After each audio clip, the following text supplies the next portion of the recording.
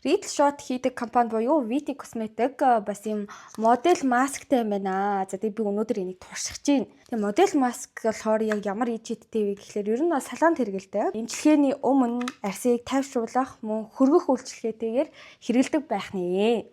За тэгээ одоо хамтдаа туршиж үзье. Яа. За дотор нь нэг халбага байна.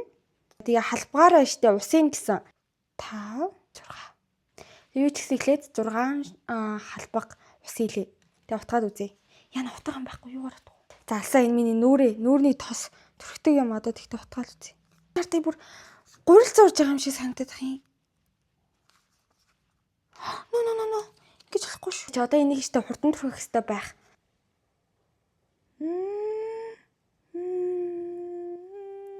Ямар гоё бэ.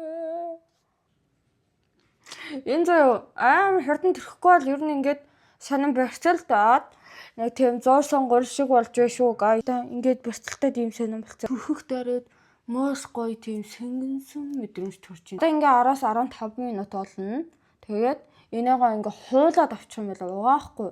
Тэгээд угаасаа энийгээ төрөхийнхөө өмнө тонер, серум гэдэг даяар сарчлагаа хийж төрөх юм билий. Тийм учраас угаахгүй шүү манайхан. Тэгэл гурилдсан бол гурилдсанаараа дуусах.